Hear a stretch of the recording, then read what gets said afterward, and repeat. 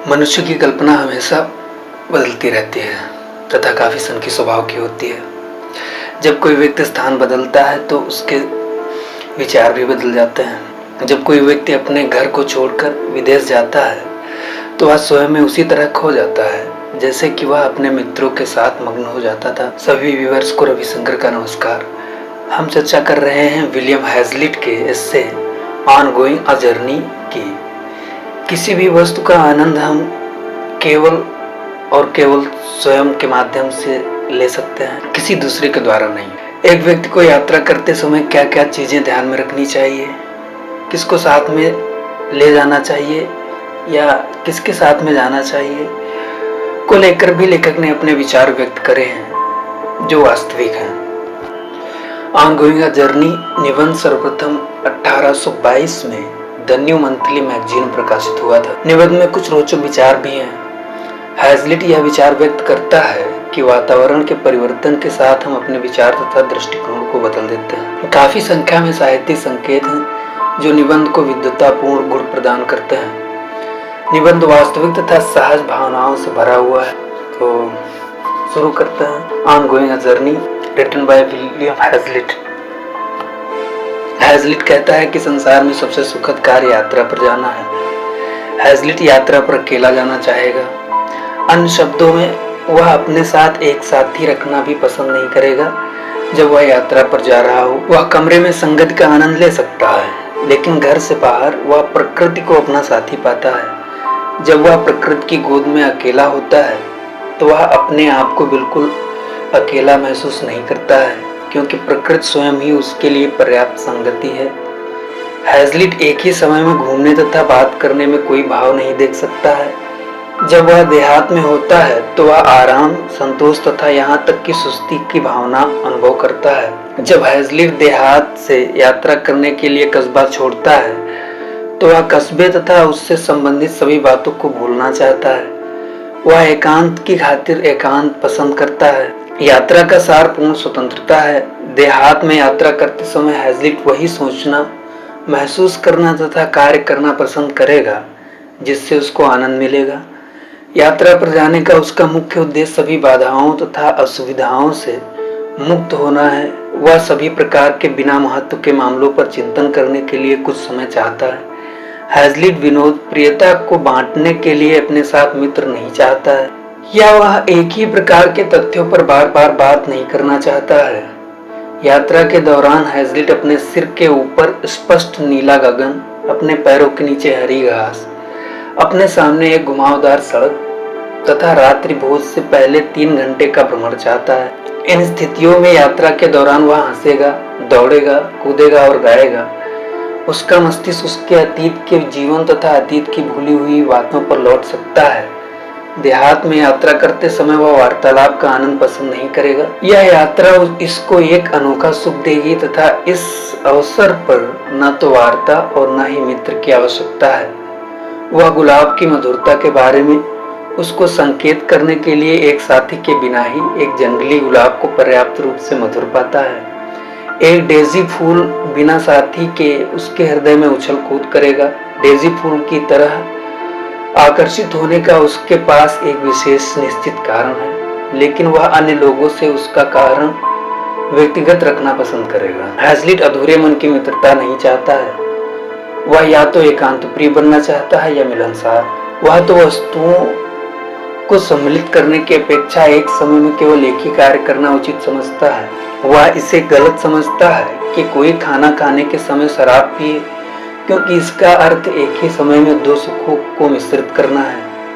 हैज़लिट विश्लेषण संबंधी को प्राथमिकता देने की बजाय यात्रा पर संश्लेषणीय तरीके का पक्ष लेता है। यात्रा पर वह अपनी पसंद की चीजें रखना चाहता है और ऐसा केवल तभी हो सकता है यदि वह अकेला हो। फिर भी हैज़लिट यात्रा पर जाने का दूसरा कारण प्रदान करता है।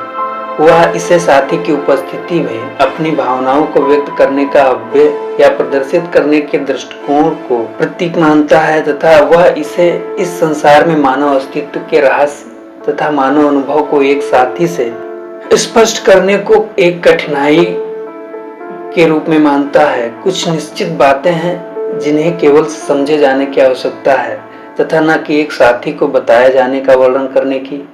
वास्तव में चार्ल्स लैम्ब जैसा व्यक्ति दोनों कार्य कर सकता है। वह चीजों को समझ भी सकता है तथा उनका वर्णन भी कर सकता है। लैम्ब पर्वतों तथा घाटियों की सुंदरता को स्पष्ट करने के लिए नियमित व्याख्यान दे सकता था, लेकिन हैजलिट के पास ही वह योग्यता नहीं है तथा वह अपने शब्दों तथा विचारों को सजावटी वस्त्र नहीं पहना सकता है। सामान्य रूप में एक अच्छी या रोचक बात बाहर के दृश्य के आनंद को खराब कर देती है। ऐसी बात को मेज पर वार्ता के लिए सुरक्षित रखा जाना चाहिए। इस संबंध में घर के बाहर चार्ल्स लैम्ब की संसार में सबसे खराब संगति थी, क्योंकि वह घर के अंदर सबसे अच्छा साथी था। फिर भी हैजलिट का विचार है कि एक विषय ऐसा है जिस पर यात्रा के दौरान बात करना अच्छा लगता है, और वह है कि एक व्यक्ति उस सराय में रात्रि के भोजन में क्या लेगा जहां वह और उसका साथी रात व्यतीत करेंगे। खुली हवा भूख को अत्यधिक बढ़ाकर ऐसी वार्ता में सुधार करती है। तब सड़क का प्रत्येक मील सराय में मिलने वाले भोजन की खुशबू को बढ़ाता है। रात्रि भोजन के कुछ समय पहले सराय में पहुंचने के पश्चात हैजलिट सैनेडियन चिंतन पर अपना समय व्यतीत करना पसंद करेगा। उसी समय वह रसोई से आवाजें तथा हलचल सुनेगा। ये घंटे चुप्पी तथा चिंतन के लिए पवित्र हैं। इन घंटों को याद में संचित करने की आवश्यकता है, जिससे वे मुस्कुराते विचारों को परोस सकते हैं जो बाद में किसी भी व्यक्ति के जीवन के सामने आएंगे। हैजलिट इन घंटों को फालतू बातों में नष्ट करना पसंद नहीं करेगा। यदि उसे कोई वार्ता करनी होगी तो वह मित्र की अपेक्षा एक अजनबी के साथ वार्ता करना पसंद करेगा। एक अजनबी समय, स्थान तथा वातावरण के अनुसार बात करता है। एक अजनबी सराय फर्नीचर का एक हिस्सा तथा पोशाक है। यदि वह एक क्वेकर है तो यह और भी अच्छा है, क्योंकि हैजलिट को तब उसके प्रति सहानुभूति दिखाने की कोशिश नहीं करनी चाहिए। इसके अतिरिक्त एक अजनबी एक व्यक्ति के मामलों में के बारे में कुछ भी नहीं जानता है तथा एक व्यक्ति उसके साथ वार्तालाप के दौरान स्वयं को भूल सकता है, लेकिन एक मित्र सुखद या असुखद बीती घटना को उसे याद ध्यान दिलाता है और इस तरह उस क्षण का आनंद नष्ट कर देता है। आगे हैजलिट कहता है कि उसने निश्चित रूप से सराय में कुछ बहुत ही सुखद घंटे व्यतीत किए थे। इन अवसरों पर उसने कभी कभी आध्यात्मिक संबंधी समस्याओं को हल करने की कोशिश की थी। जैसा एक बार उसने एक स्थान पर खोजा कि समानता विचारों की संस्था की दशा नहीं है।